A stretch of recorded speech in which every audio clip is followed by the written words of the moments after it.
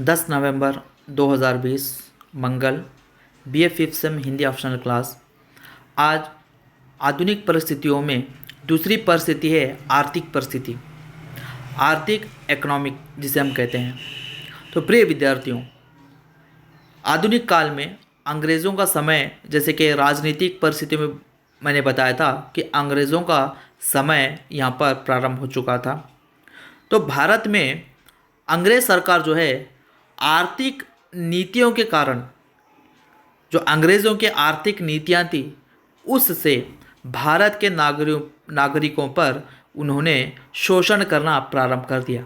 क्योंकि जिस देश की आर्थिक स्थिति जितनी नीचे गिर जाती है, वहाँ के जनता पर उतनी ही समस्याएं आ जाती हैं।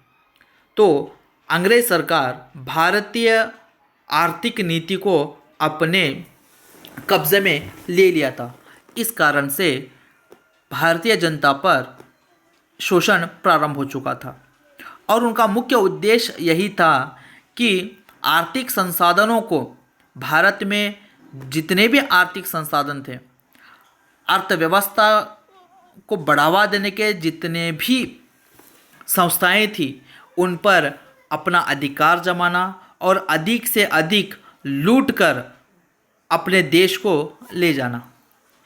वे यहाँ से जितना कच्चा माल मिलता था, वे सब सस्ते दामों में इंग्लैंड ले जाकर वहाँ पर पक्का माल तैयार करके भारत में उन बने हुए पक्के माल को लाकर ज़्यादा महंगे दामों में बेचकर इस प्रकार भी वे आर्थिक रूप से भारतवासियों को कमज़ोर बना रहे थे। इस प्रतिस्पर्धा के सामने भारतीय उद्योग पूरी तरह से टिक नहीं पा रहे थे, क्योंकि अंग्रेज़ों का आधिपत्य पूरे देश पर था। साथ ही उन्होंने आर्थिक संसाधनों पर अपना आधिपत्य स्थापित कर लिया था। अंग्रेज़ जैसे अर्थव्यवस्था को निचोड़ते जा रहे थे, उसी प्रकार भारतीय प्रतिस्पर्धी जो थे, अर्थव्यवस्था को संभालने के लिए उनकी कमर टूटी जा रही थी। परिणाम यह हुआ कि भारतीय कारीगर बेकार हो गए, क्योंकि कच्चा माल से कुछ बनता नहीं है। पक्का माल बनाने के लिए कच्चा माल की आवश्यकता होती है और कच्चा माल पूर्ण रूप से अंग्रेज़ अपने देश इंग्लैंड को ले जा रहे थे। तो यहाँ पर भारतीय जो कारीगर थे, वे बेरोज़गार होकर रोज़गार की तलाश में शहरों से शहर भटकने लगे, भाग रहे थे और शहरों की जनसंख्या दिन ब दिन बढ़ने लगी, क्योंकि किसान, जो कारीगर थे, जो मज़दूर थे, वे अपने गांव में तो कुछ काम करने से न रहे, तो शहरों की ओर कारीगर आने लगे और शहरों की जनसंख्या बढ़ने लगी। यहाँ पर भारतीय किसान, मजदूर, व्यापारी, कारीगर सभी अंग्रेज़ों के शोषण के शिकार बनने लगे। अतः सभी ने मिलकर एकजुट होकर, संगठित होकर अंग्रेज़ों के विरुद्ध खड़े होने का फैसला लिया।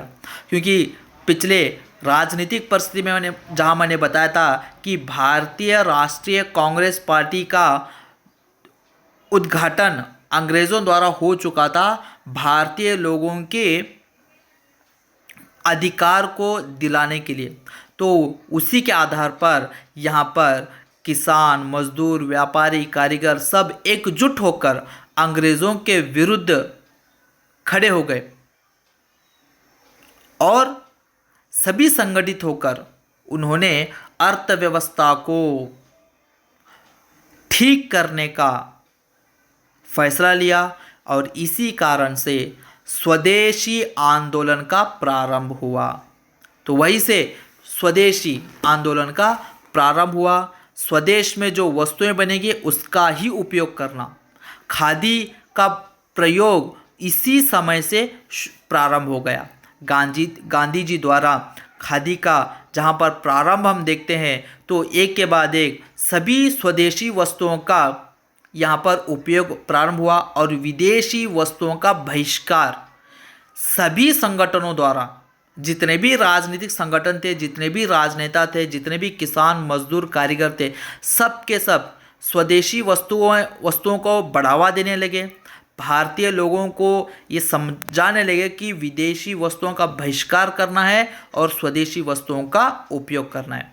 इस प्रकार से जो कच्चा माल अंग्रेज़ अपने देश ले जाकर पक्का माल तैयार करके भारत में महंगे दामों में बेचने का उनका जो सोच थी, विचार था, तो भारतीय लोग विदेशी वस्तुओं का बहिष्कार करके उसको खरीदना बंद कर दिया।